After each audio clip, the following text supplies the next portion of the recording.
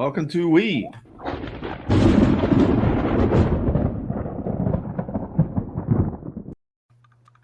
Thunder.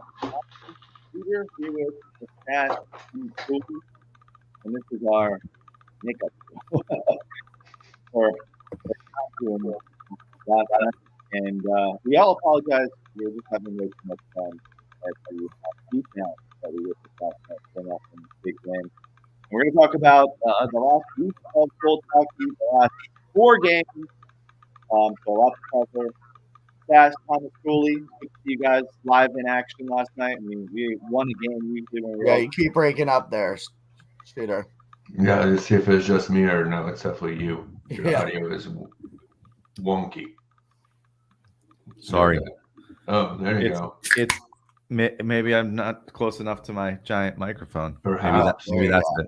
Perhaps maybe everyone's just hogging up my bandwidth in this house. But anyway, I asked, how was the game last night, guys? I know we had a lot of fun. We met with a lot of people that watched the show. A bunch of people were in town from out of town. Yes. So it's good to see like Sarah. We met in person, and Chris we met in person, and we were hanging out with Joyce and Debbie from Sticks to Fire. So Thomas School even graced us with his presence, and that's why we didn't do the show last night. We were having too much fun. We said forget about it.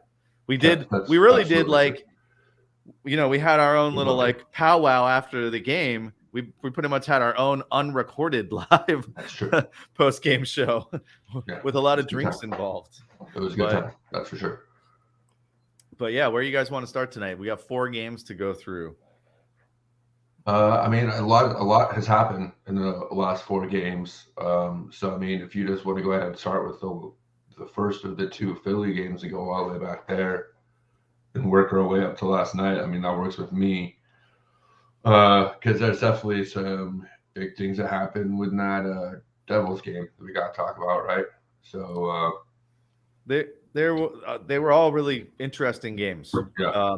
This weekend games were not that impressive. We managed to only lose one of them, and we beat the Wild, but some issues in those games. So yeah, let's start breaking it down.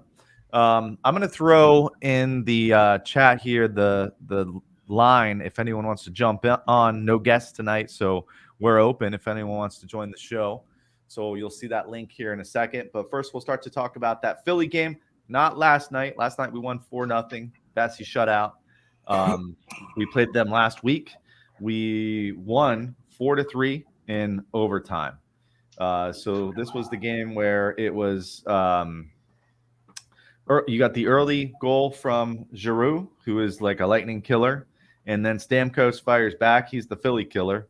So those guys were going back and forth this game, and there wasn't really much going on in this game until that very last minute of play, basically, and that's where you saw Stamkos break the tie with that crazy angle shot. And I know we must have talked about this on the show plenty of times, how not just Stamkos is the one that can pull it off, but everyone on this team likes to take that freaking crazy angle shot that doesn't even seem possible. Of course, Stamkos scores on it to take the lead, and we thought we were going to win the game. But, of course, Giroux comes back, ties it up.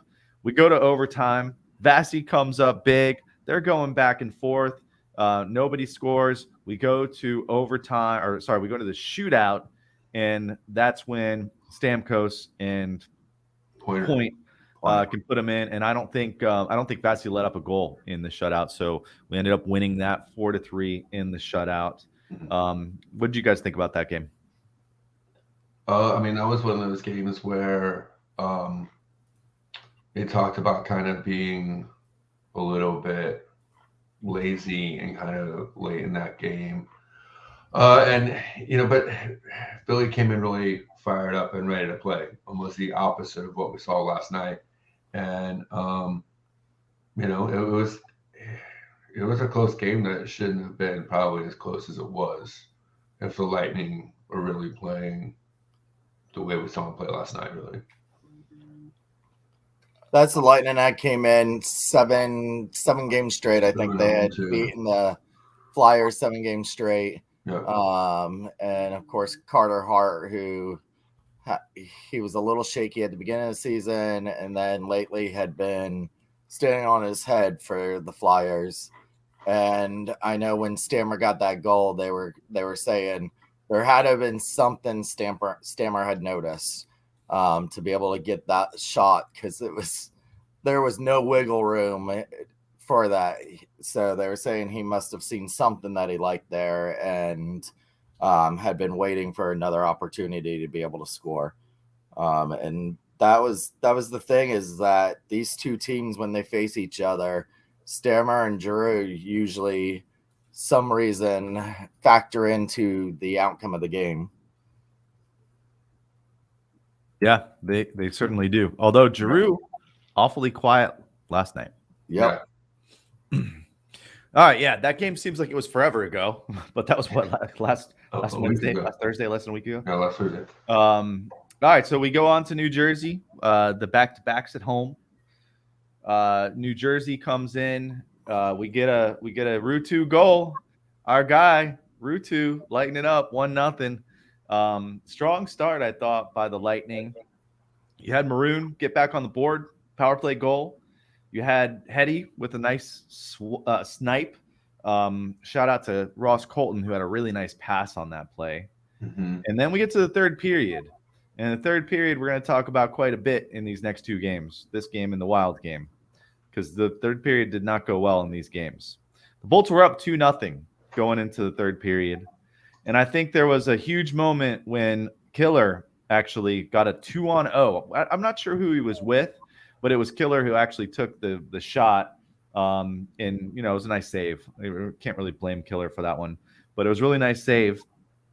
And then all of a sudden, New Jersey starts to come back, and they score 2 goals. And then they score 3 goals. And then they score 4 goals. And the fourth one was a softie. But, Vasi's not going to stop everything every night. And then that's when you saw Point get loose for a penalty. He got loose for a breakaway.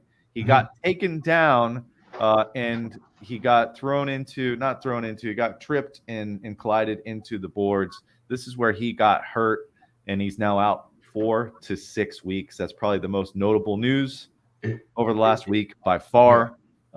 He's still stuck in there, took that penalty shot, did not convert on it. If he converted, maybe we end up pulling off this game.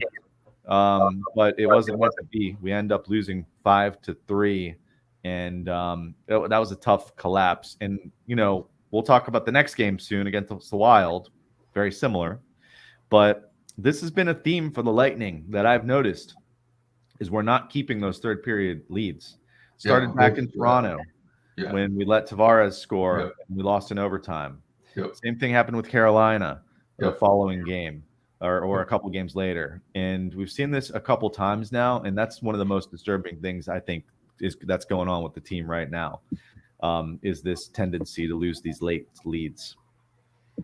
Yeah, I totally agree with you. And I think a lot of it really has to do with something we were talking about last night, and their face-off game right now is terrible.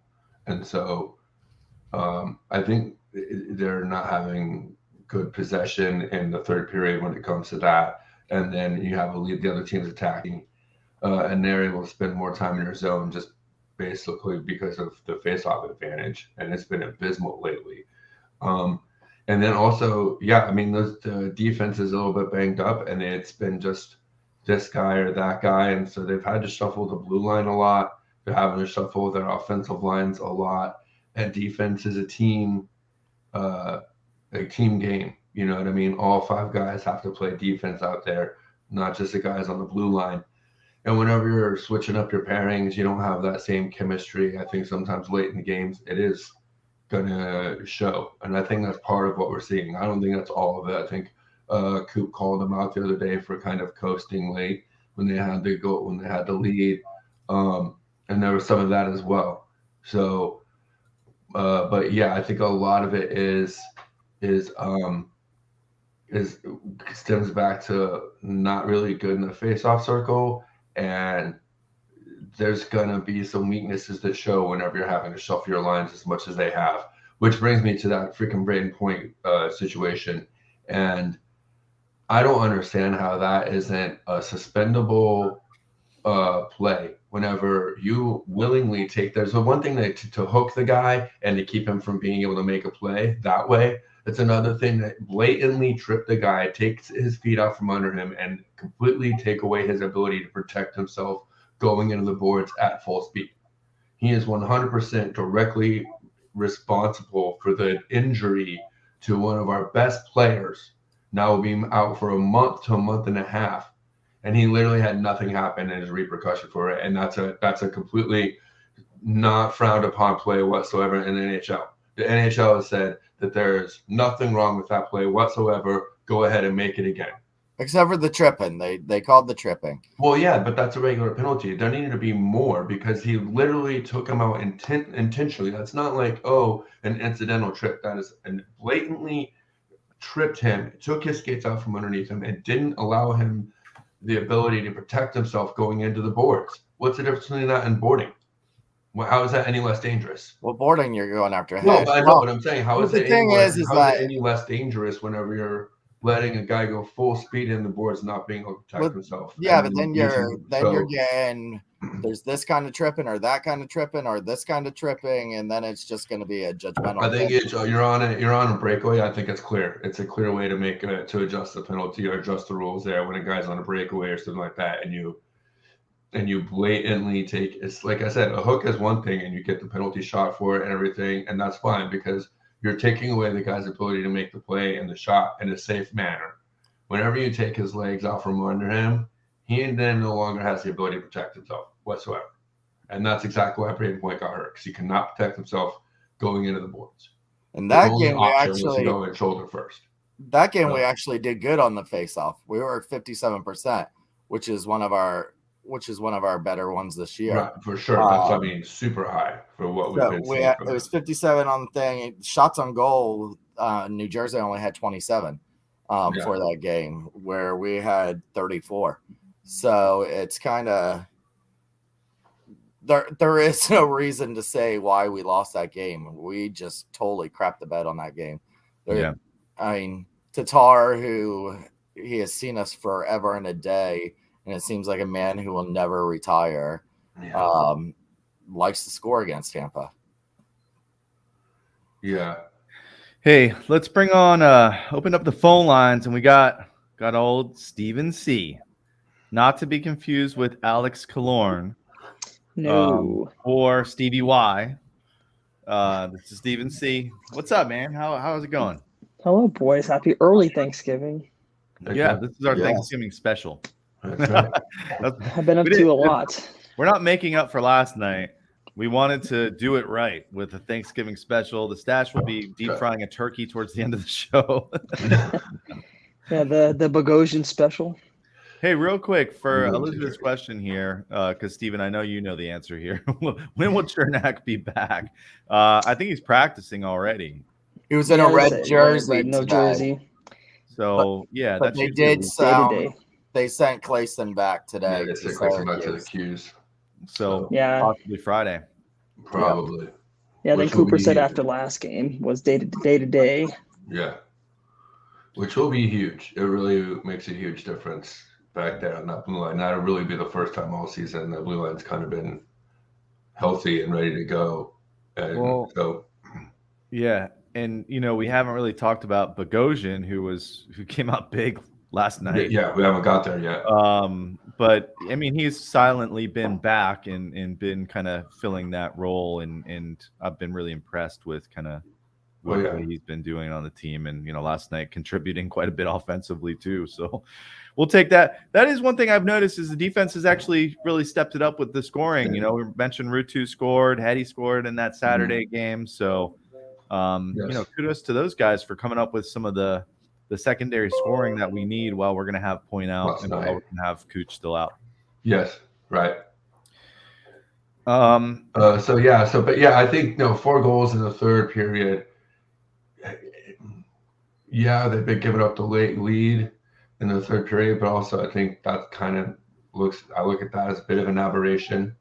And the next game against the Wild, again, it took them pulling their goalie with 6 minutes left to come back and get 2 goals like within like the last minute or a minute and a half of the game finally. And again, I don't think that's indicative of what normally is going to happen in the Lightning in those game situations. So I thought they played better against the Wild for sure. And it was just a little bit of, puck luck and bold strategy, Cotton, from Minnesota that took that game into overtime and the shootout. But once again, when it came down to it, some big saves in overtime, and our guys got it done on the shootout. So shooting lasers on the shootout, freaking lasers, man. Yeah, Palat hitting posts and our team shooting lasers. Yeah. Well, that too, in the post. I mean, I forgot about that. And I meant to bring that up too. I mean, that's such a random thing. I mean, a couple more strides if he has it there, just a little bit more effort to get a little bit closer. But if that goes in, then that's a completely different game from there. And that's just a little bit of luck on their part or bad luck on the Bolts' part.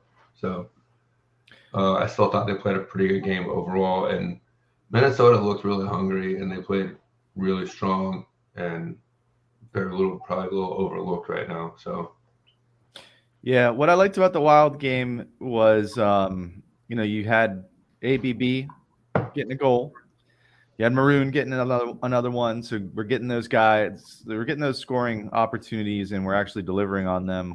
With Point being out that first game, so these guys knew they had to step up. You had Vasi out that game. Elliott played a really great game as a backup. I mean, could you imagine if we had more goals while Perry was on the ice? What? How could that be? That guy's terrible. Could you imagine if we had Curtis McElhaney in, two-time two-time Stanley Cup champ, man. Curtis McElhaney in for some of these games. Elliott played a really good game. If we had Domingue in right now, I would be much more worried if we had Domingue. Like Brian Elliott was finally a legit solid backup goaltender that I do like let him have 3 or 4 more games this season than a backup normally would. Who scored that game winner though? Or no, it was a shootout, right? It was a shootout. And it was so Cirelli came back and had that huge game. Yep. He scored twice. 2 goals. Yeah, the 2 goals. And then you had Stamkos got the miss. Hetty missed. Yeah. Stamkos had the winner. Yep, Stammer was the one that scored. Yeah, I don't know what his actual stats are, but we've had a lot of shootouts so far this season. Maybe more than all last season already. Yeah, and he's been clutch. Like I think he's maybe missed once. Classic shot. Yeah. Top left corner. Yeah, and he used the same move twice. The same move in both shootouts. And he scored both times with it. It was beautiful. So yeah, I mean, and that's the other thing to really be like we're talking about is now with Point and Point and Kucherov out, Cirelli came back and had that monster game. Stammer continuing his trend of leading the team in goals, and Killorn also. Killorn been kind of quiet he played. He assisted on the second Cirelli goal, so he started his point streak again, which was only one game that we went with one game without a point. So, I mean, the depth is really showing when it comes to the scoring. And I think once we see this blue line get back healthy now with Cerny coming back, we only will have regular pairings back there. And even with Point being out for extended amount of time, maybe they'll be able to solidify these lines, get some chemistry again, and we'll start seeing that defense late in the games trend back in the right direction, which I feel like we kind of saw, yesterday in that game against Philly. The Lightning came out completely dominant, and Philly looked a lot more flat than they did in that last Thursday game for sure. But it was a clinic last night from the Lightning for sure. Yeah, maybe their best game all season. So 4-0. 4-0 win. What was that? What did you say that? Maybe their best game all season? I think so. And then what's tomorrow? Thanksgiving?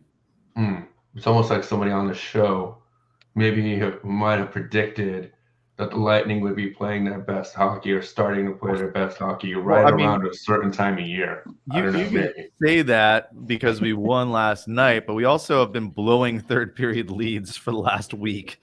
But still, they're playing more consistent hockey, and they're still battling through injuries and winning games. And they were on a 9-game point streak, lost one game, and came back and won both games again. So, I mean, yes, they're still struggling to find some of their identity, but they are playing their best hockey of the season now. And I think that's a good thing to see them.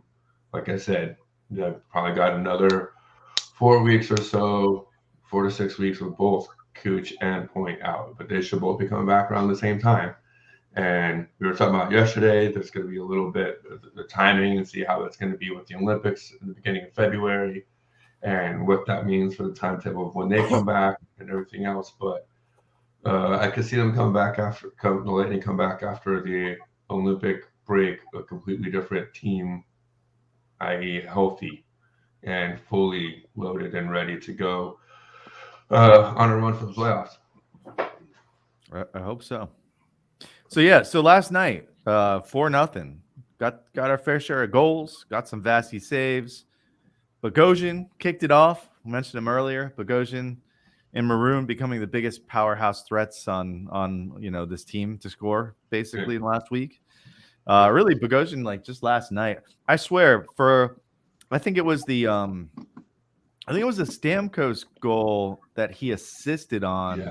Yeah, through that backhand back there. Yeah, he looked like Bogosian McDavid out there.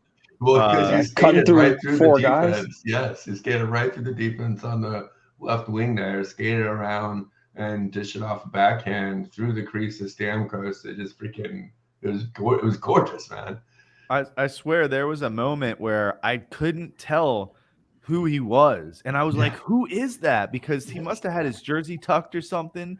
Yeah. So I'm looking, I think he's 24, right? Yeah. He took Callie's number. Yeah, he took Callie's number. I'm looking, I swear to God, I thought I saw like 84. From our view, we have the view so we can see the back of the jerseys. And I'm like, 84, like, dude, we bring up on defense. Right. Also, had a couple brewskis during the game last night, but I swear I was very into like, who's this new defensive player we have? But it turns out that was old 24 once he kind of got the jersey ironed out. And first goal clanked right off the post and in, click. Stamkos power play goal. Anytime I wear my Steven Stamkos socks to a game, he scores a goal. So he'll have one Friday. And then the goal of the night, the moment of the night. What happened? I'll let you guys share. What happened last night? Corey Perry. Beautiful goal. Finally got one in the basket. Finally got one, and a beautiful goal scorer goal. Great play. And it's so funny because after the first intermission, we delayed penalty. He scored it. Yeah, it was on the delayed penalty. Yep. Yeah, and that was pretty cool too because they had an extra guy on the ice to celebrate, and there was a huge celebration. I'm gonna play it in a second. It was hilarious. But we met up with Sarah last night, who's watching right now, which was awesome, by the way, Sarah. It was nice to meet you. And I swear we were talking about this. We met up with Chris too. He's not watching, or he hasn't commented.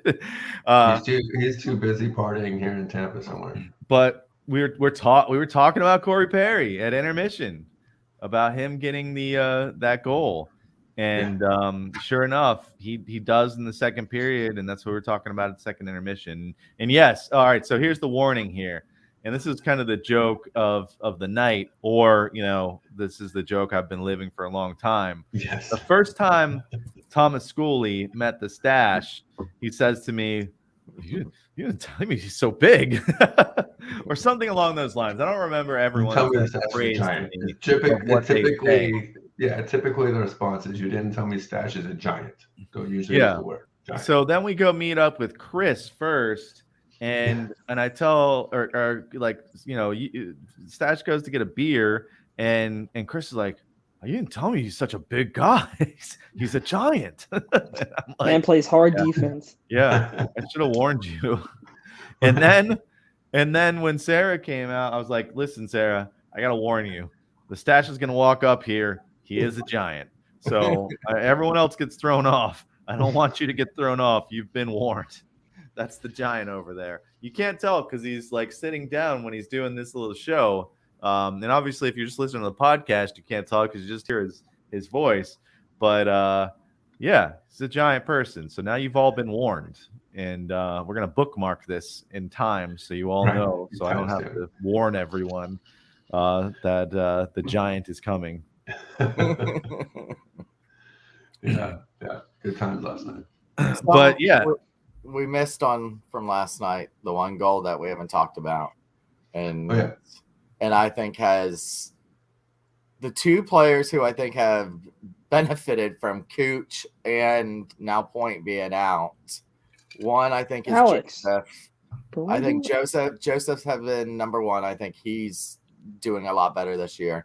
And then the return of Alex Beret-Boulet, who literally right before Point goes down, gets sent down to Syracuse, and kind of was like a give up on him. And then Point goes down, they call him right back up. And now he's scored 2 games in a row and pretty nice goals on them too. They've been looking some pretty sweet goals from him. And that's the ABB that he's been known for in the AHL and the OHL and what he's won all these awards for. So it's nice seeing him getting on these lines and getting these minutes. And I agree. It's coming soon. Yeah, and I agree. And I mean, I don't think that it was like they give up on him. I just think that at that point there just wasn't quite the room because on that line, and they talked. Someone mentioned in the comments about the kid line. Elizabeth talked about the kid line is starting to be effective, and a lot of that's because Radish and Kachuk have played together so much. Mm-hmm. And I think that's the main reason ABB is was a little bit of the odd man out. And it was my estimation and thinking that once the everyone's completely healthy, it's probably going to be ABB and Joseph on the fourth line with Colton.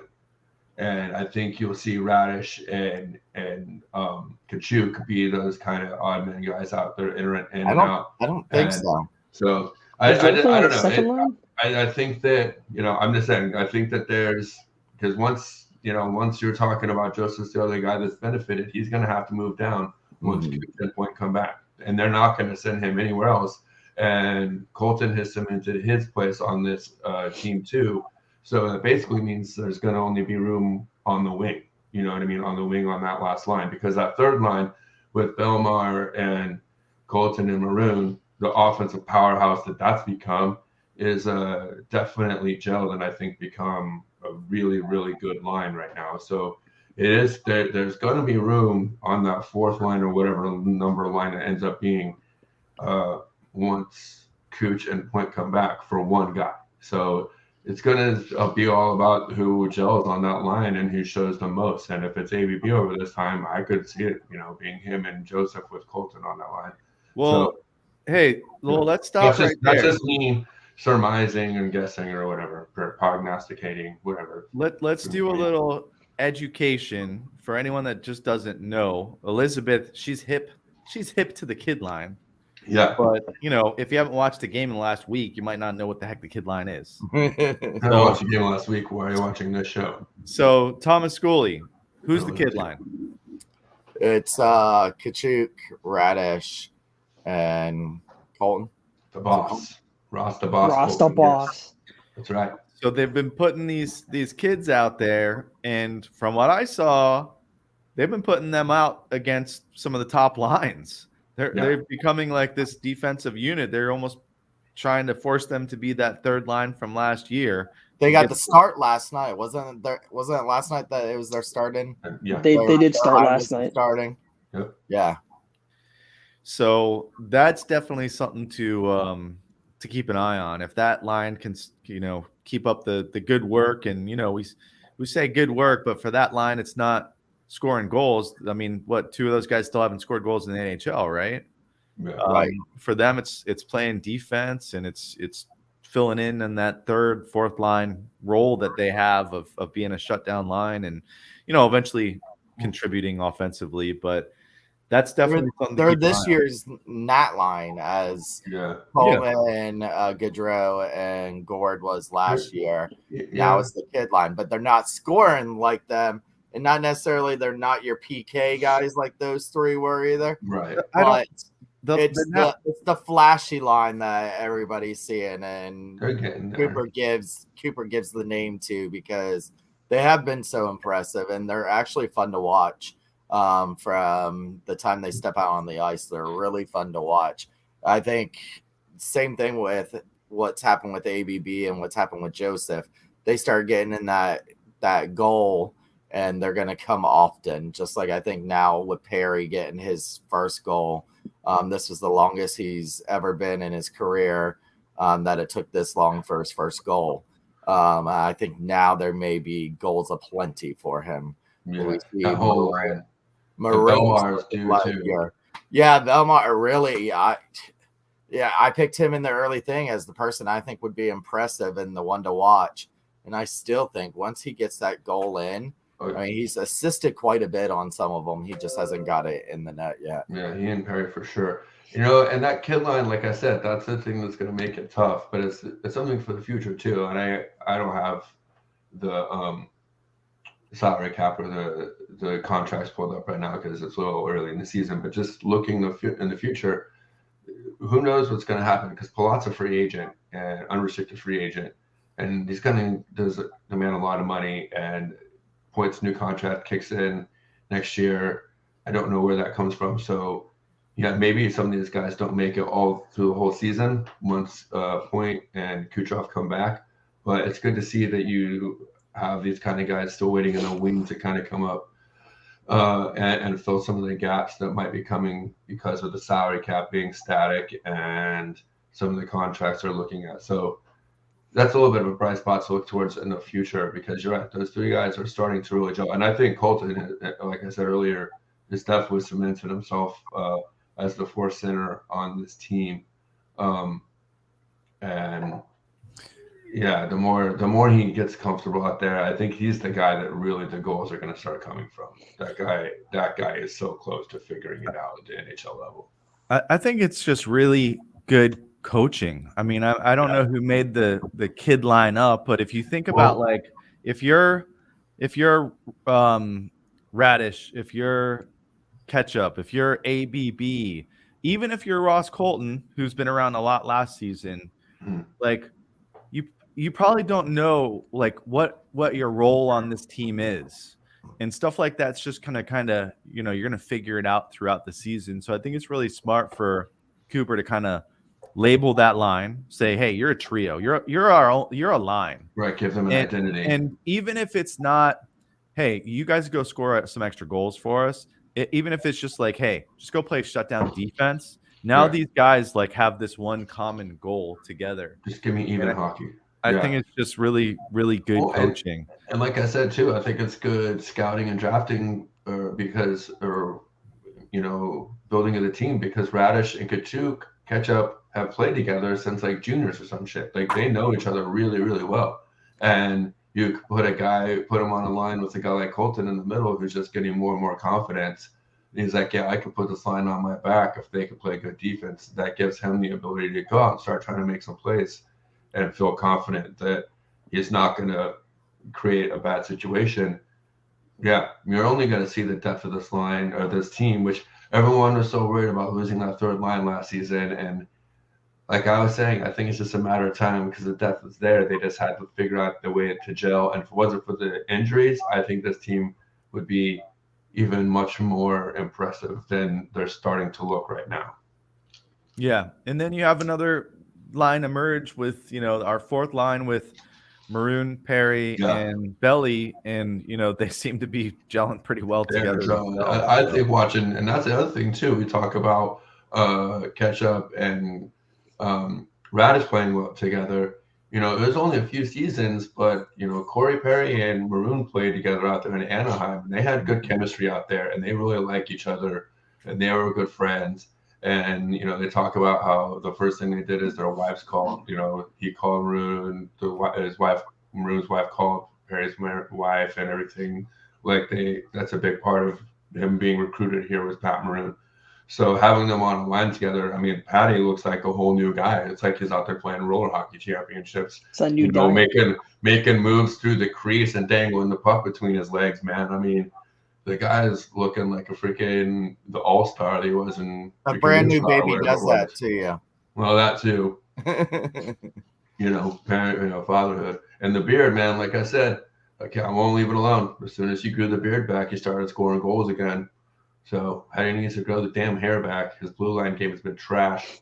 A lot of turnovers with Hetty, but I mean, we did miss. Foot was out one of those games too. I think it was the game we lost in New Jersey. Yeah. No. The New Jersey game I thought was the game he really played really bad. Yeah, he played poorly. Yeah, two turnovers cost. And then he got scratched the next game. Yeah. I don't think he's injured. No, it wasn't a scratch though. No, Coop said it wasn't a scratch. He had like a little. He was dinged up. He was injured. Yeah. Yeah. Coop said it wasn't a healthy scratch. He said he wasn't day to day pride. Yeah. Right. Ooh. Had to put some salve on that wound. They should get him back out there while they can, because once Chernak comes back, he's gonna probably be back to that spot, or probably get sent back to play in Syracuse. Hey, what do you guys think about Foot's progression so far? I thought he was doing okay earlier this season, but he plays limited time, so it's tough to really tell. And then he has a game like Saturday where he did not play well, clearly, and it showed.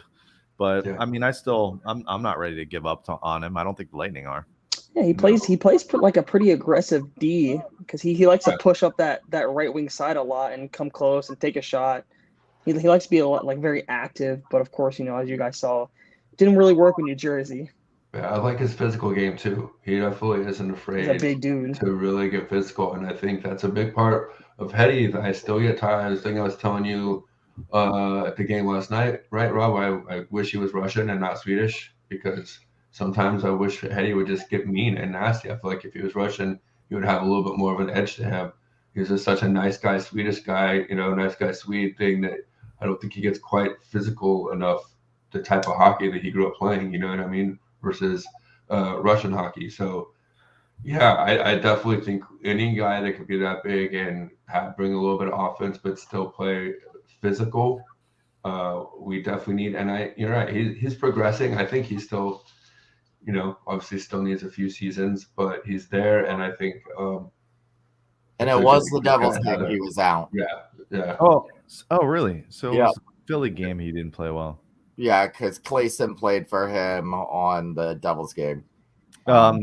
He's only played 44 NHL games, so say 300 for a defender. Here with what Sarah said, Sergey. I mean, I really think the whole D line has taken their turns on crapping out this year. But we've seen it a lot from Hetty, way more than we're used to. I said the last thing last week's show, when we had Kaylee on, that McDonough has been the bright spot on this team, has been the leader for the blue line, and he doesn't get as much credit as I think he deserves, because it's behind Hetty, because Sergachev's such a fan favorite. There's not a lot of McDonough stuff out there. He's never really been the face of this blue line, as we have put Chernak, as we put Sergey, and as Hetty has been of this franchise. So McDonough's kind of been in the background, and I really think he's been the one consistent blue liner this whole season so far. Yeah, I think the problem with the blue line is they've had these injuries where they've had people not really get seriously injured, but come in, come out. So they haven't really had that consistency in their pairings. And I think Sergachev kind of gets the short end of the stick there, because he's that right-handed shot, isn't he? Yeah. He's the one he's the guy that always has the extra. Yep. And he plays. They'll play him on both sides too. Is the other thing. So he gets the Schusters. He gets the right. So, and I think that we're starting to see a little bit better hockey out of him. Sergachev, I'm talking about. ever since he cut his hair. I think has taken a little bit of the the gravitas out of his game. You know what I mean? He's just kind of going back to playing fundamental hockey. And you've seen that how now he's had a couple of assists and he's kind of shown up a little bit more on the back end. He will be the guy that probably benefits the most. But when Cerny comes back and he gets that regular pairing there on the third pairing and second pairing, however they do it, that's the other thing about the Lightning team that I always love so much is that there's never really like there's the top pairing, the second pairing, third pairing. It's just like three strong pairings, and depending on the night, who's going to get the most minutes other than Hedman. And same thing with the lines. It's like, okay, we basically got that top line, which was whatever line the Cooch and Point are. And then it's like 1A, 1B.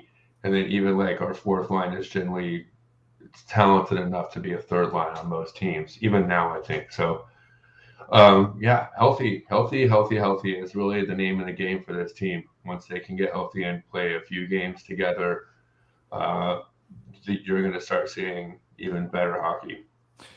Yeah, and the other thing that we have not really mentioned tonight that we've been harping on for the last two shows is the power play, which has started to really turn around. To get there. It really is. It's coming back. Which is without definitely Point and without Cooch. Yeah. And we went from like 28 to like 13th, I think.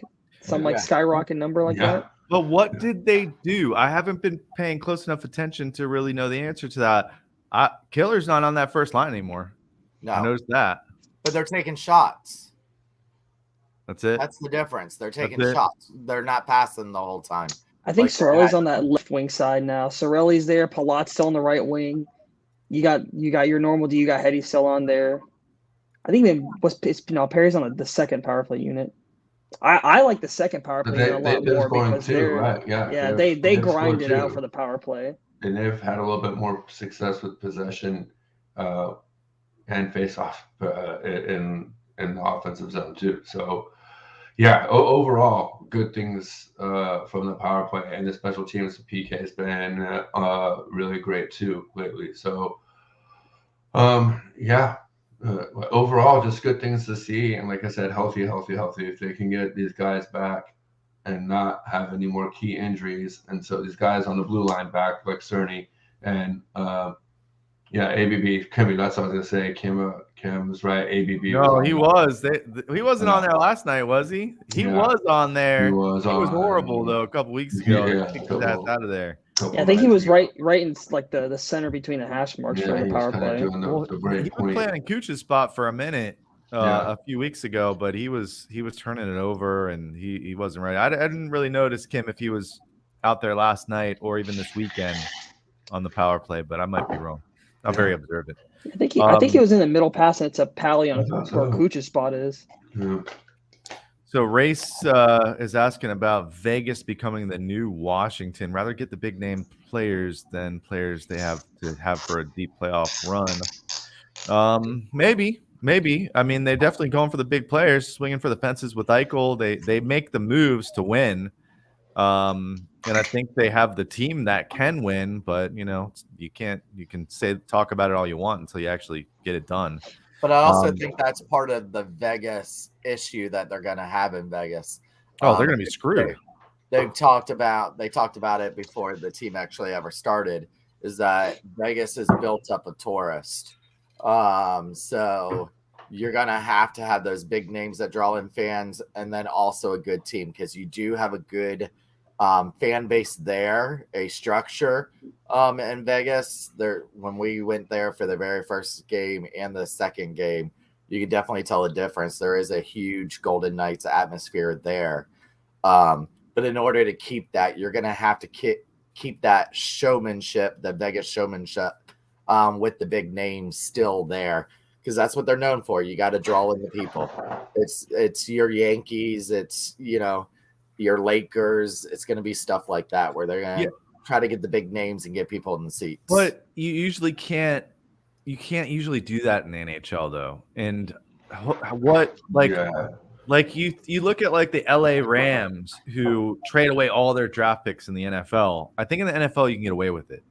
Right. And the NHL, like, I mean, do they even have their first picks in next year's draft? Probably not at all in the next couple drafts for Vegas.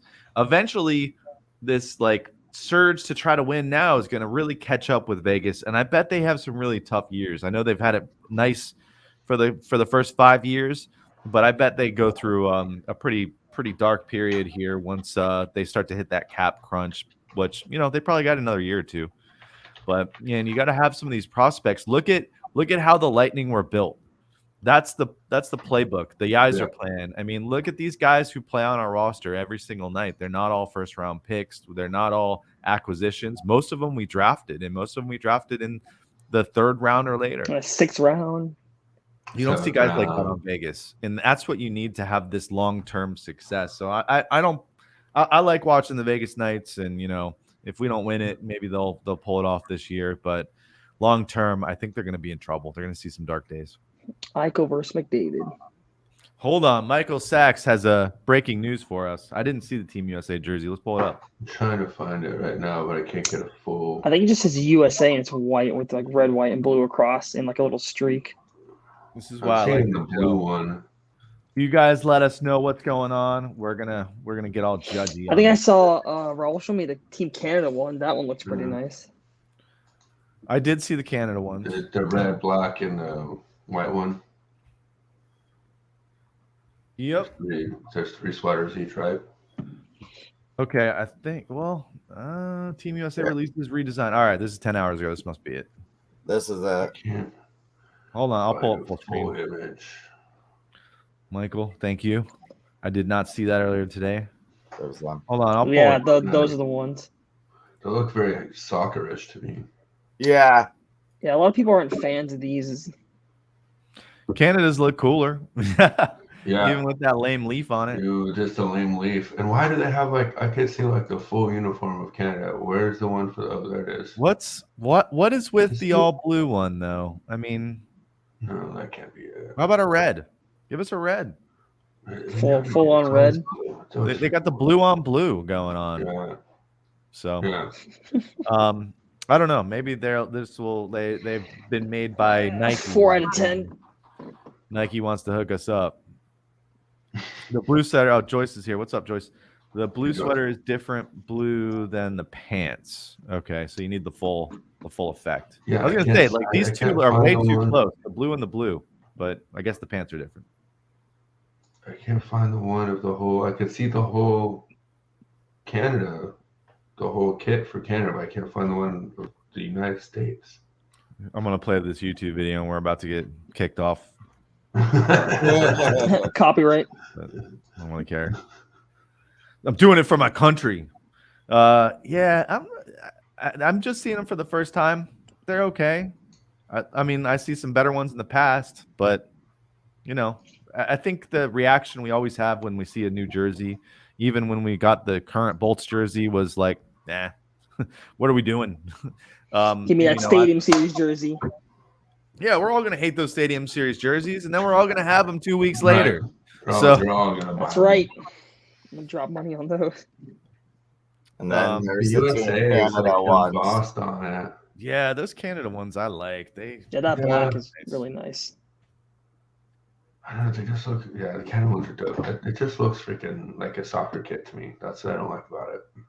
Are you saying that? Like I designed it. Are you saying that because it's like the countries and you're thinking World Cup, or? No, it just looks like, I don't know.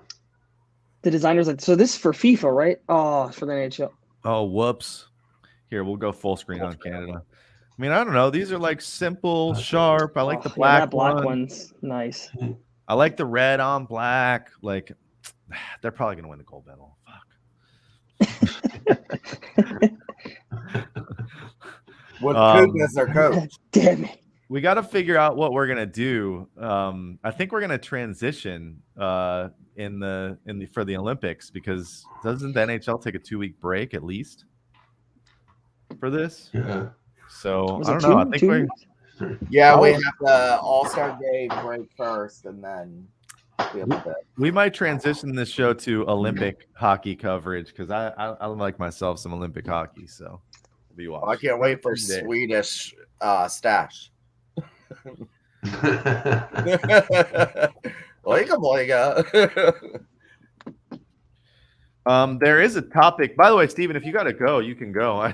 Just kind of, put you on. I got leave you in here. tomorrow off, so I've been waiting to get on. I'm like, finally a day that I don't have to tie and get up at 4 a.m.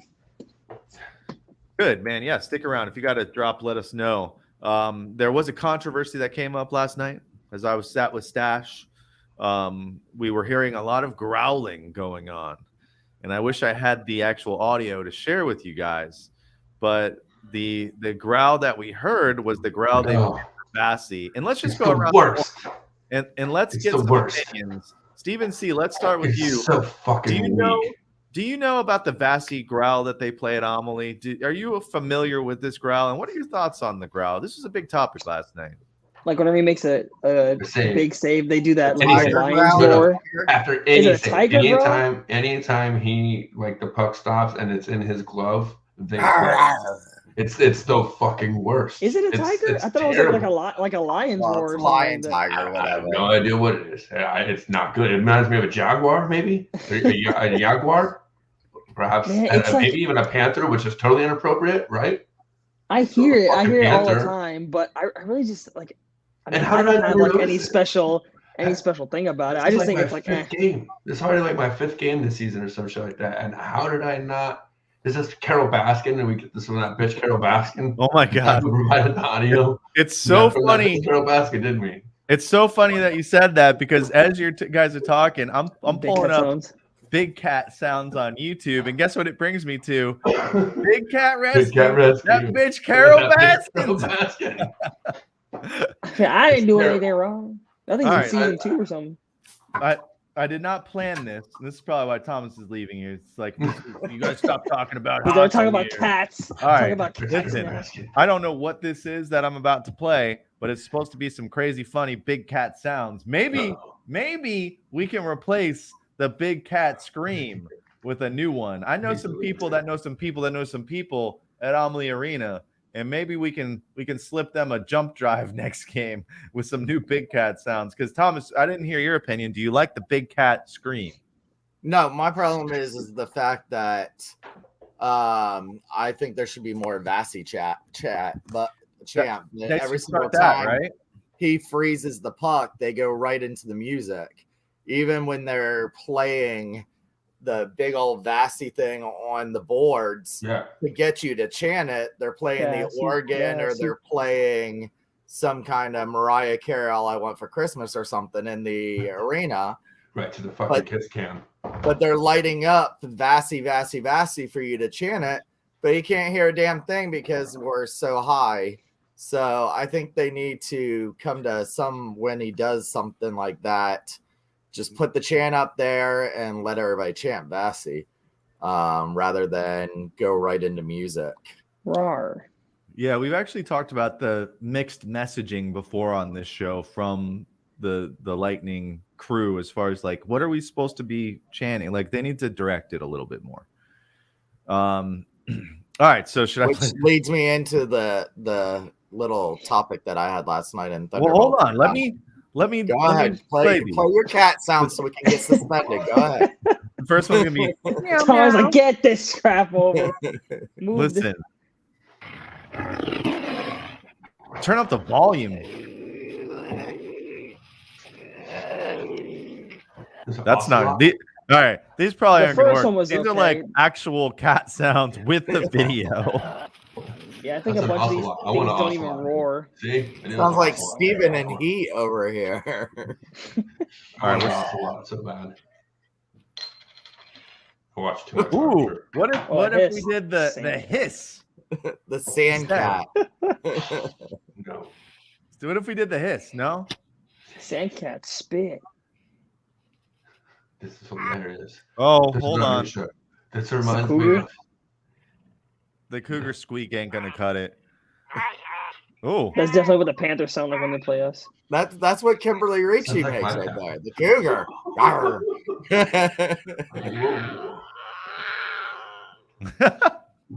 Sounds like my these things do not roar. They just have some growls. I mean, what if they just do the big cat purr and then they start to get the Vassy chant going? Hold on. Let's get the lion. See, that's solid. All right. I'm not feeling any of these sound effects.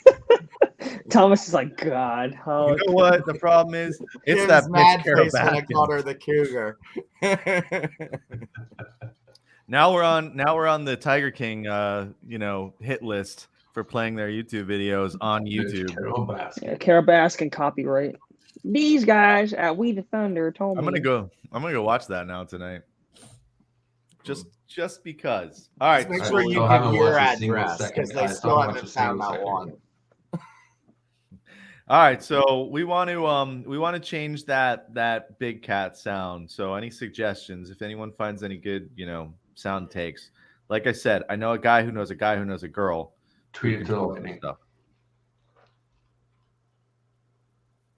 Yeah, I rather just the Vasi on the boards and just shut up.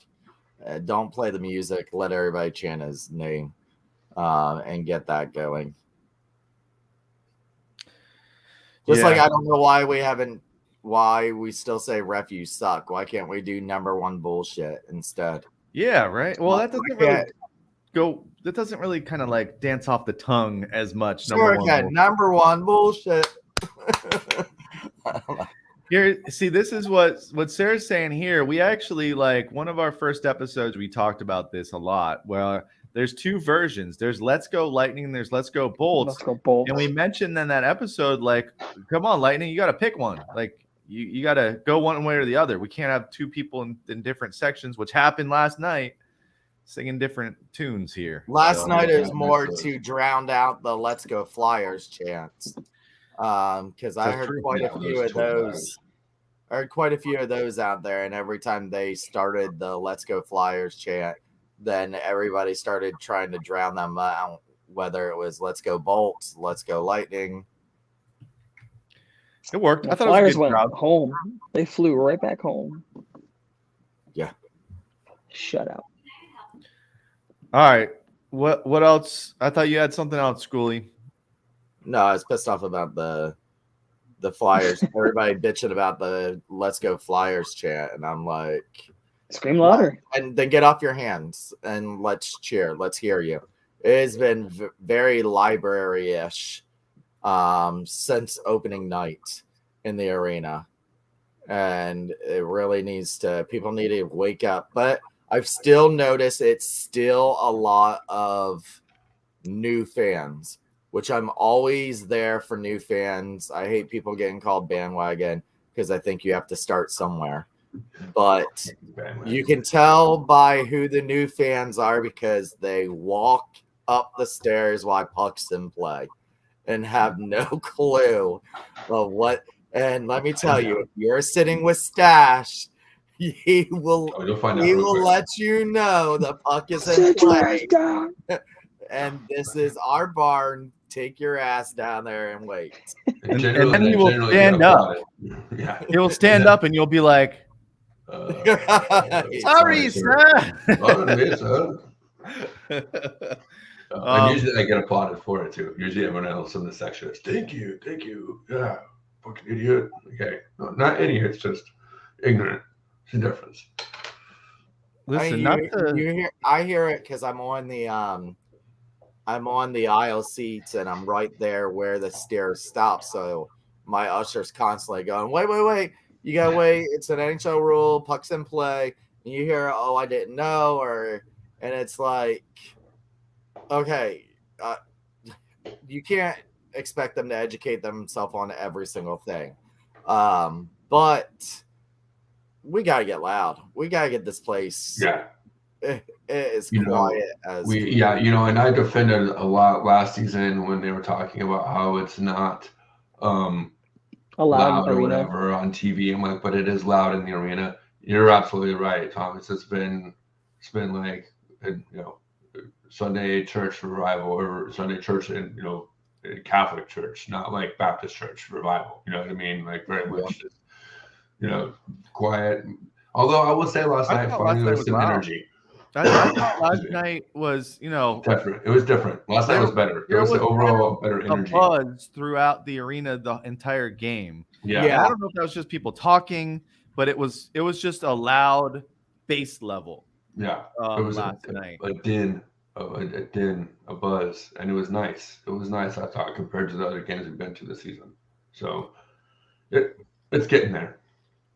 All right, I did find a video that has 10 different big cat sounds, but I'm gonna spare us this. Thank you. I'm gonna go through this on my own, and what we're gonna do is I'm gonna rank a top 10. Go straight to it.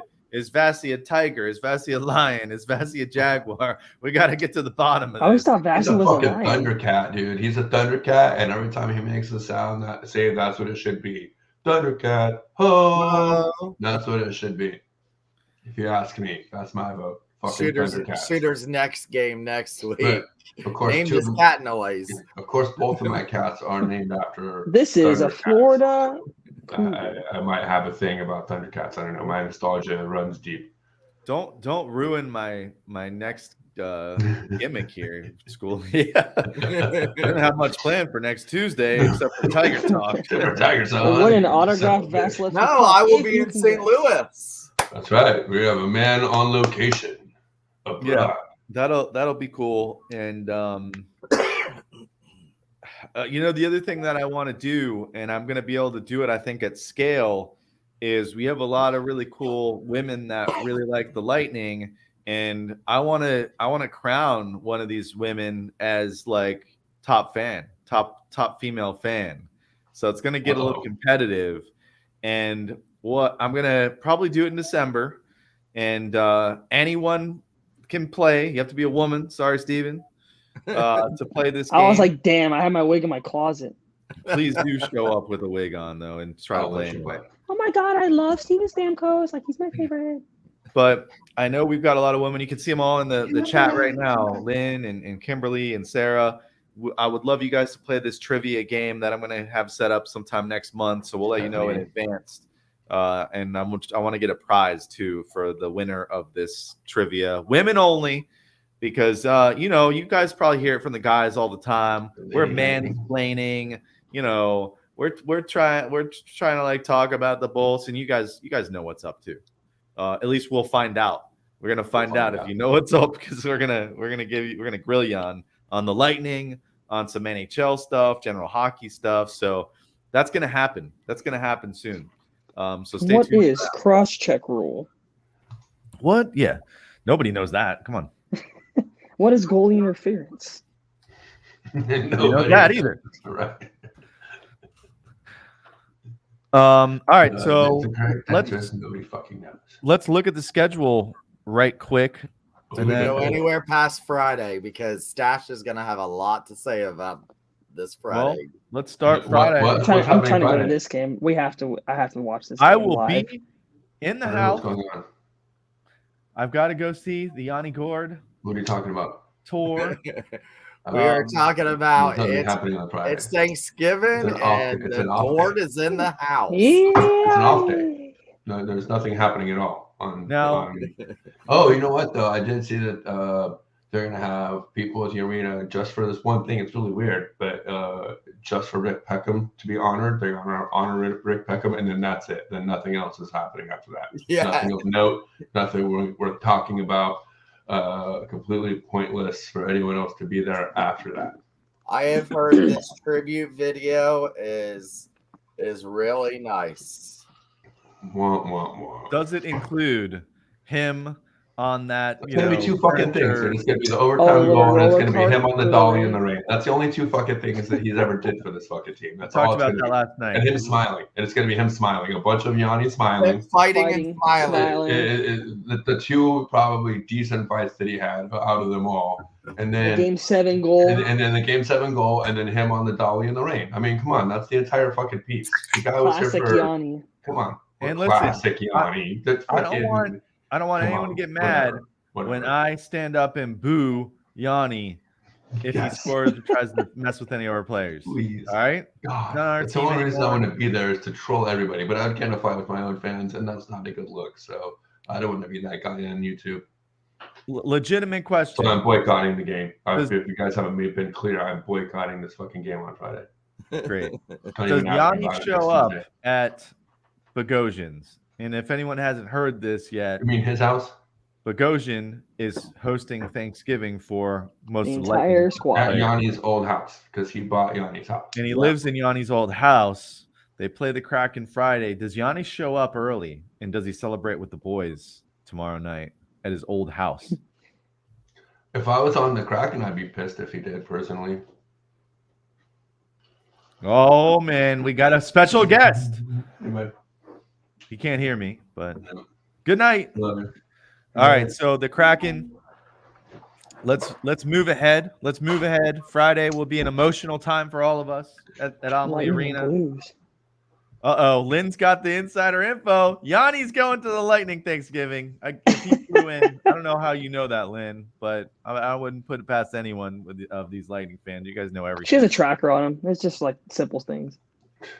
Yes. They have their own fan club. If he flew in tonight, he's going. He is spending Thanksgiving with his boys on the Lightning. I don't know. It's going to cause some locker room tiffs, I think, over there with the Kraken, and we're going to really whoop their ass. Supposed to be the leader. I mean, they're talking about why am I blanking on the damn head coach's name? Ron Extall? Yes, he was talking. They were talking about him being Yanni, kind of being like the future, and how Yanni is talking about how it's different for him being there as like a leader versus being like 2 or 3 layers even back in the leadership role here in the Lightning. But I to me, I just feel like, hey, it's one thing if it's the off season or something like that, but you're coming in to play them, and they're not very good right now. You know what I mean? Like Yanni's wife flew in this morning. Yeah, and see, I knew that. I knew his wife flew in this morning. I'm surprised that he would fly in by himself without the team, to be honest with you. I think they had the choice of meeting in Tampa. They're going to spend Thanksgiving with friends and families, and then meeting with Tampa or not. All right, so we got the Friday game. Yanni's coming back. Yada yada. See, that's already more time he fucking deserves on our show, because you know why? He doesn't play for the fucking Lightning, and this is a Lightning podcast. So hey, back to Minnesota on Sunday on the road. Going to Minnesota, 2 p.m. 2 start time o'clock. on Sunday. Yeah. In Minnesota. So is that 3 o'clock our time, or are they still on the same? No, this is That's local our time. time. That's It's all Eastern time. local That's time. right. Yeah, it's all local time. And then you do have the Blues game. Thomas Schooley will be in attendance. Hopefully he'll be on the post-game show and not getting beat up by some St. Louis bullies. Some beer poured on him. And we will be live after that Tuesday evening game, a little bit later start time because they are in Central. And then the Blues do come to town. So we got a cool little, not back-to-back in consecutive days, but a home and away with the Blues, which, those sometimes get a little chippy. Especially a team we haven't seen in a very long time. And also the last team to win the Stanley Cup besides us. So that'll be cool to see the Blues and the Lightning. So that's how the schedule is shaping up. As we kind of mentioned earlier, usually this is kind of the time where you look at your team and see, and not just your team, but the league, and see what you got. And we've got a lot of injuries. We've had a lot of, nothing's really gone smooth or our way this season. And here we are. We're still in good shape. We're still in a playoff spot. And we're down key players. And we've had some really big injuries. So I like the way that the team's kind of molding together throughout this longer season. And I just want to keep seeing them kind of build on that. And by the end of the season, if it all comes together, 3 in a row is a possibility. But we still got a ways to go. Yeah. Well, and it's going to be interesting to see, not, look too far ahead. We still have a couple shows to do, but a lot of hockey in December, 14 games in 31 days in the month of December. So a kind of a long road trip in there. And a lot of that's actually on the road. Only 5 of those games are at home in the month of December. So, and, there's Carolina and Florida, Montreal, Vegas, Montreal, Boston, Philly again for the 3rd time in a month. Colorado. So it's going to be interesting to see how they come with the month of December, especially looking forward to January and getting some guys back and seeing what that looks like at the beginning of the new year. So a lot of good things coming up. Good hockey in the next week or so, and definitely a lot of good hockey coming up in the next couple months. Yeah, a ton of games in December. Yeah, and January too. All right, well, let's go around the horn one last time here. I'm pretty much spent. I'm ready to go enjoy the rest of my Thanksgiving Eve, and It's time get for me ready to get in to the kitchen, start slaving away. make some turkey, and yep, we're hosting. So, Stephen C, what's how do we follow you? I know I follow you, but like just so the other people, because we know they like they want to see what you're up to these days too. Fun fact. So a cool invite. I know I've asked Thomas about this, but he probably can't make it. So if you guys don't know, I have been playing hockey for this is my second season now in my league. And we're going to be playing in Amalie Arena December 2nd when the Blues come to town. Our game's at 1:30 p.m. It's free for anyone to come watch us play. We're going to be wearing black jerseys. So if you guys want to come down, you're more than welcome to. Sweet. See me rip some one-timers because I've been working on that. You need I'm a Steven, but no kitchen. Stamkos. you need a sub. You need a sub in that game. If somebody gets sick. Hey, man, you know, Shooter's a champion, right? you call me Well up. documented. Listen, You know, I've seen like- Shooter's pictures. I'm like, oh, Shooter play. the last and only time I played at Amalie Arena, first star of the game, 5 points. And the infamous Johnson story from Dave Anderson. that wasn't from me. That's I a know, true I'm just story, kidding. but I mean, no, yeah, if you guys want to follow me, if you follow me on, I think people follow me on Instagram, on Twitter. It's Scifredo, SCIFREDO. It's like the same thing on Instagram, but you add a 96 at the end because that's what year I was born. Because I'm a youngin. Because I like to give out that personal information so people can hack your identity. Good. Right. I'm sorry, the honest Take control of my my nice women picture so I can take part of this trivia contest. But no, it's been really fun. I never thought the Lightning would have this much influence in my life to where I can actually go out and buy a pair of skates, and here I am a year later playing the game and the sport I love to watch the most. So That's cool. Wait Now till they work where they can come and tip you some good money. I work at the downtown Embassy Suites Starbucks, and it's literally a 2-second walk right from Amalie Arena. So I'm the supervisor of that Starbucks. So you want coffee, I got you guys covered. Supervisor. I might just need to come use the bathroom if that's okay. Yeah, that's gonna be for Gasparilla. That's gonna be a fun day. Through the winter months, I might have to hit you up, just a little nip in there on the way in. You know what I mean? I'm gonna make Thomas proud because I've patented my one-time shot because I am a Steven, but I'm not a Stamkos, but it's getting there. No, you're not. Listen, Whoa. I got two. these I bad was angles, like, man. oh, there it is, the Jesus classic, the product placement. Yeah, that's our sponsor, Christmas tree, Christmas tree cakes. Little Debbie. They're gonna change the name to Little Stash soon, but Little. There's too much how many appropriation. boxes you got, Schoolie? He's got a case. One He buys it by gun, the two fucking guns. caseload. You guys don't know that's well documented. Well documented. He buys these shits by the freaking case. Reese's potato. That's the chips. only reason he works at Walmart. You guys don't understand this? He only works at Walmart so he can go to the back and work out a deal with the freaking backroom Can I shipping get pallet 5? with the receiving team. Right, exactly. That pallet is mine. You just put it in the back. I'll take it a case at a He's time. like, throughout the winter don't- months. Don't you see the damage on that pallet? Oh, I gotta check this one out. Oh, we gotta mark Oh this one out. man, what a Send that shame one that back. entire pallet got dropped. I let Back. the people shoplift it, and I say, I'll take that. I'll take that for you. Can't be put back on the shelves. It's been tainted. Was this what else you were talking about? Yeah. Oh, the potato chip Did you end up ones. having those, Shooter? Did you end up having those potato did. chip big cups? What'd you think? I did. They're all right. All right. I mean, Well, it's warm. not necessary to have potato chips in there. It's just Oh, not Salty necessary. It was a nice little donuts. Listen, I get it. I like the We need a roast. crunch. I like the crunch.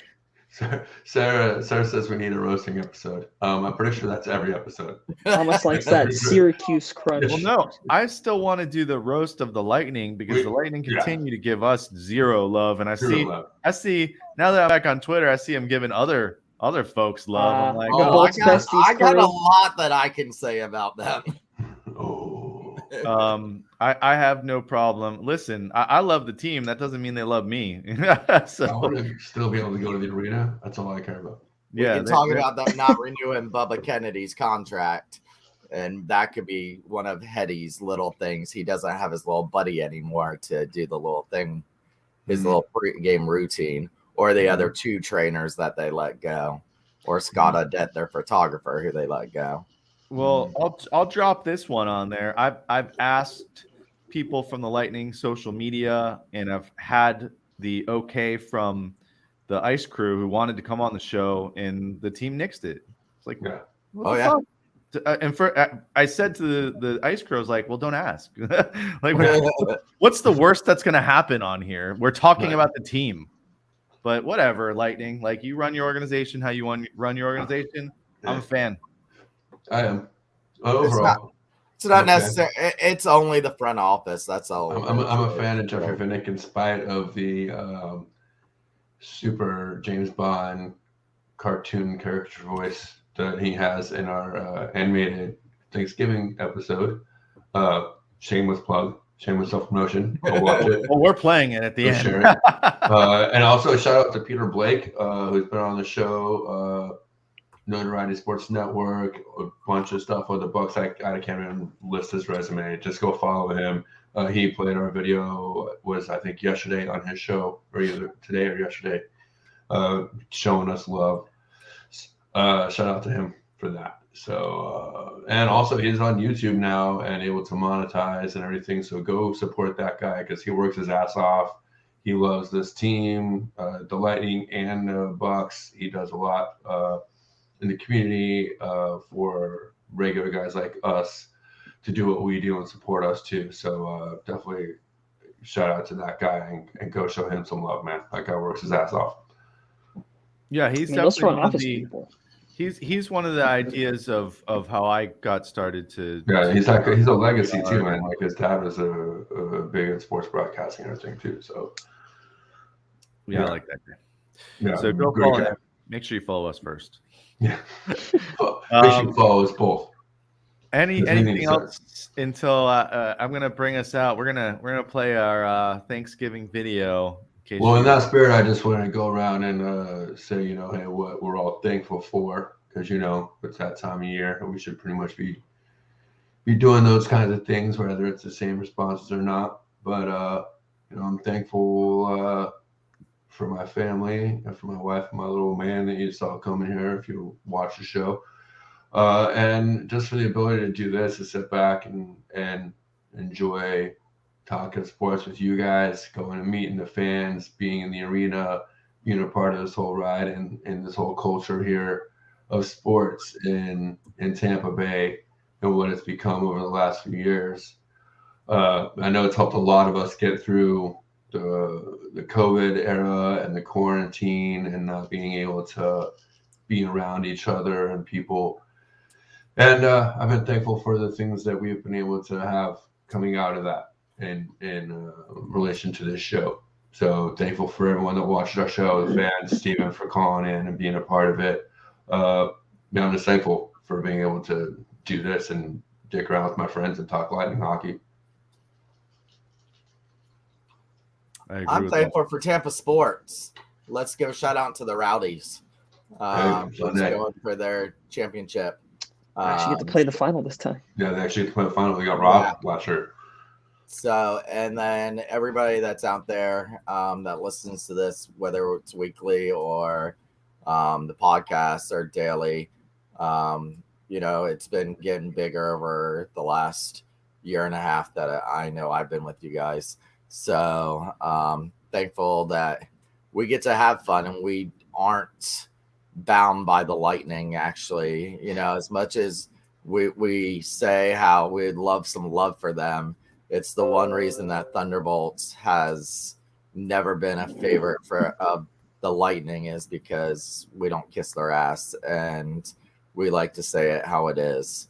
So, it's good not being bound by those and be able to talk real Tampa Bay sports, whether it's the Rays, whether it's the Lightning, whether it's the Bucks. We're able to say what we want to say and not be bound by a team.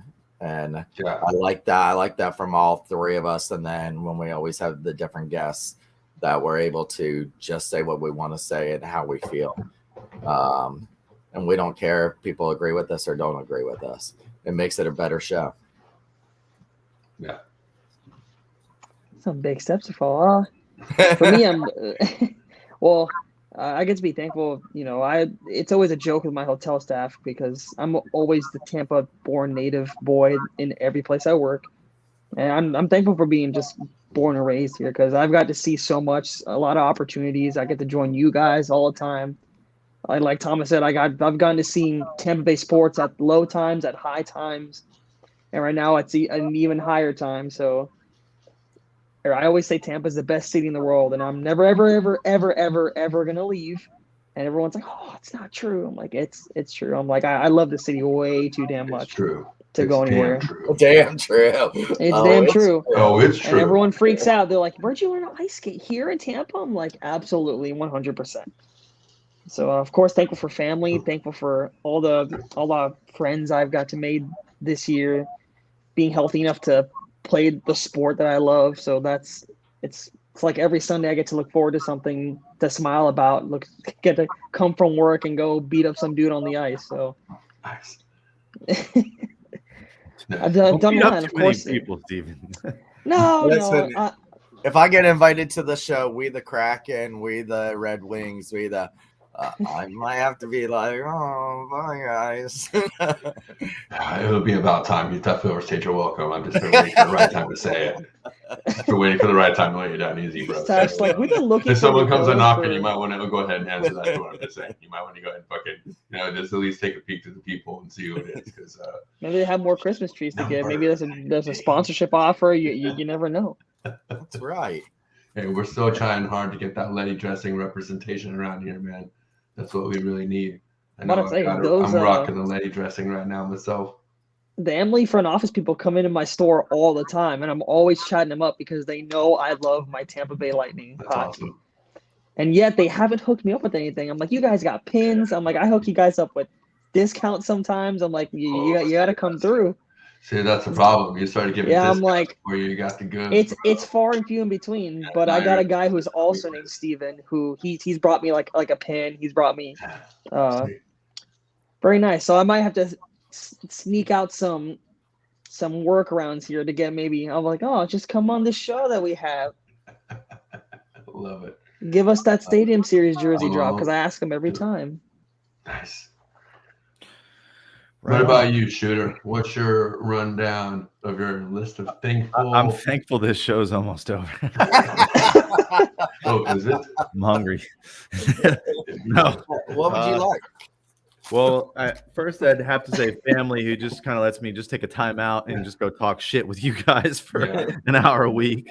And, they also give me some inspiration. Like my daughter before this show was telling me, oh, you should use Kahoot. That's what we use in school. And by golly, that's what we're going to use for this thing I was just talking about with getting some of you ladies to participate in the little trivia. So we're going to work on that together. So my son's the same way. He talks about the podcast and throws ideas out there. So it's really cool that they support me as well.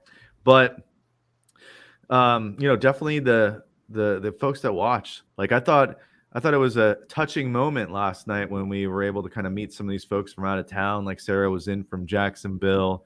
Chris actually used to call into the 98ers show when we were doing that, every show driving home. So it's cool to meet him in person. And, I've met,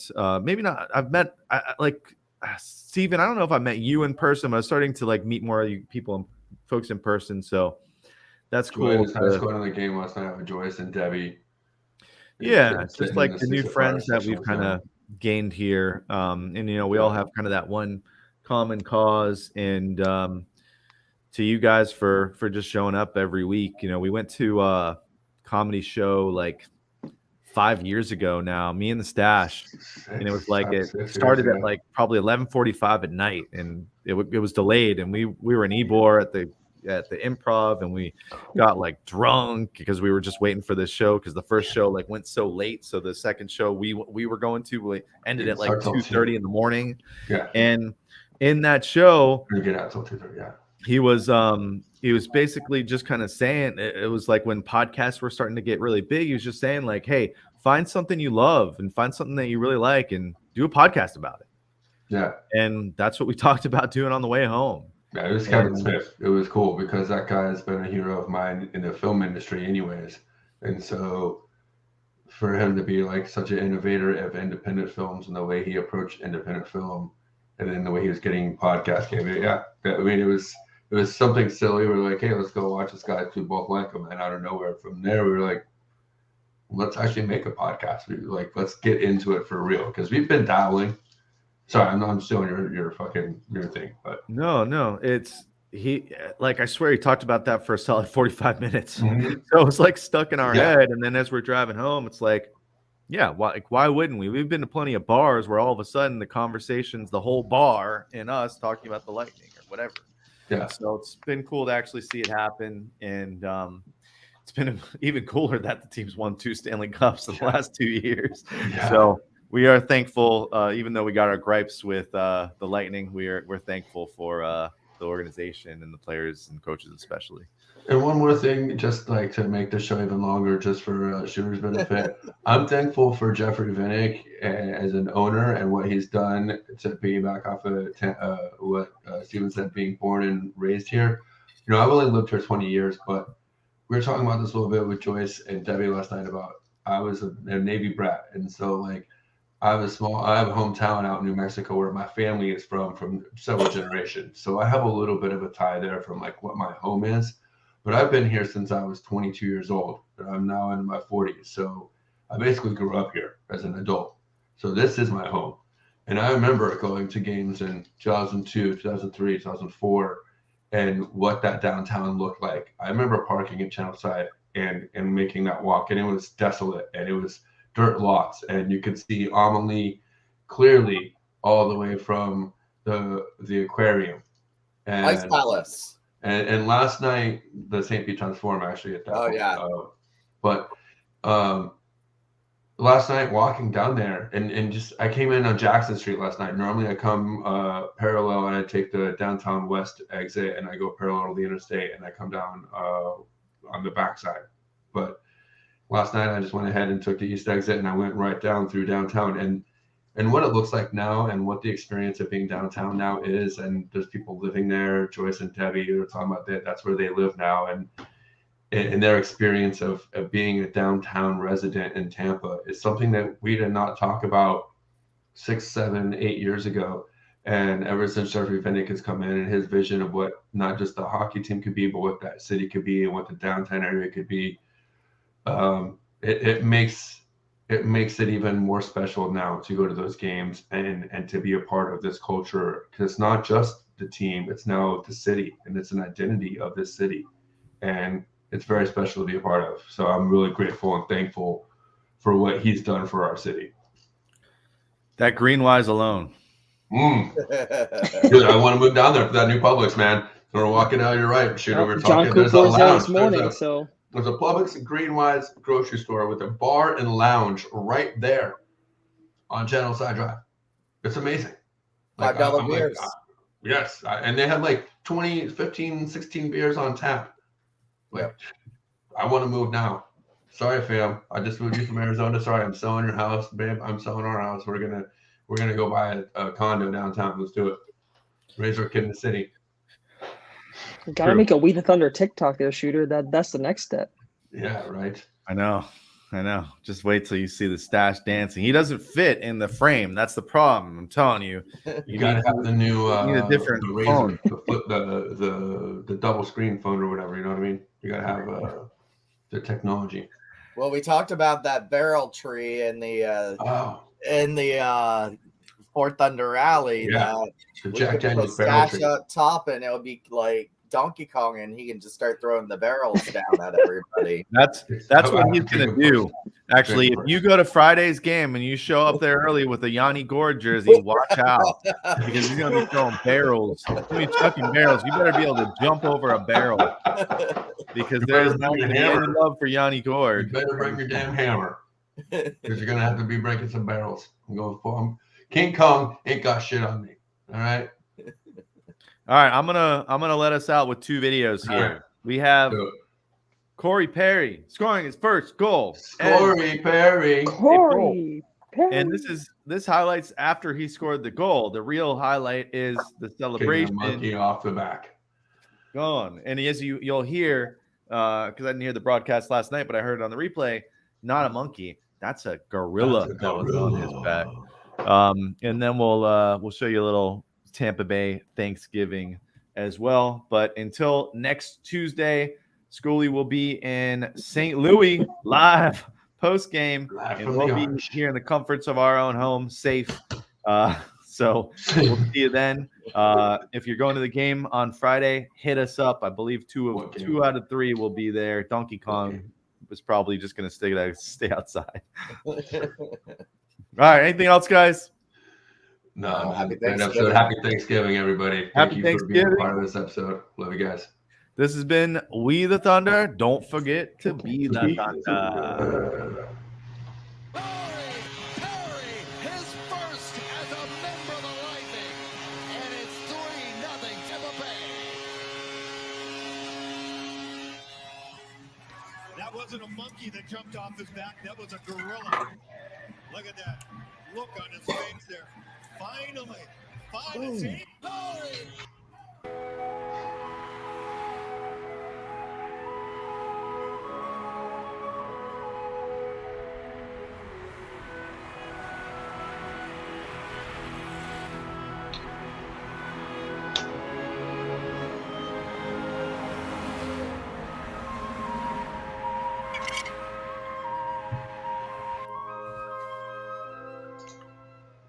Welcome to my humble abode as we celebrate another Tampa Bay Thanksgiving. Once my lease is up on my house, I'm gonna host a Split City Thanksgiving. I had a sign made to promote the idea. Are you kidding me, guy? Number one bullshit right there. So why don't all the athletes come to this dinner? The players can get quite wild. Remember those boat parades? We're going to keep some of them in the back room for now. Some are outside.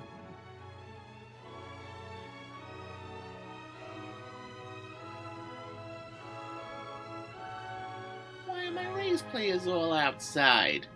They can't eat inside? Well, you'll have to win a championship or two for that to happen, Stu. That's okay. We'll trade them soon anyway. Hey, Tom Brady, when you retire, do you want to pitch for the Rays? Add another first to your resume. You could be the first Split City champion. No thanks, Stu. I already turned down baseball in Montreal once, and you see how that turned out. Plus, I like Tampa. Baseball can't exist in Tampa Bay. We don't have any problems selling out Amalie. Ray J's been rocking. It's too hot here to even go to Bucks games. In fact, why don't I sell you the Trop's roof once we move out? Sure, if it fits. How much? Only $500 million. And the rights to Brady and Gronk. And that makes bullshit number two. Hey, where's Bruce Arians? Is he circumventing Thanksgiving dinner? No, he won't be in attendance. He told me to take full control while he sits back and relaxes. That's kind of how we do it. Yeah, it's true. Tom even decided the menu, decor, guest list. He even told me what to wear. Let's fucking go. Another reason why moving the Rays to Tampa won't work. Bruce won't even drive across the bridge to come to dinner. You know, Stu, I can pull some strings and find you a place near Water Street in Tampa for your stadium. I would have to take out a loan to build a new stadium. Times are tough. I'm down to 4 homes. Sold all my boats. Can't get anyone to work for me. And Mets season tickets prices are up. Can you believe that? Unless you'd like to write me a check, Jeffrey. Ho, ho, ho, ho. That's number 3 bullshit. You're talking to the best guy in Tampa. No, in USA. No, in world. Well, maybe not Russia. I've seen enough of this guy. Patty Maroon. Take this motherfucker out of here. Hey, man, you need a new do. How about some Letty dressing? That's a major penalty for owner misconduct. I guess 3 bullshits and you're out of Tampa Bay.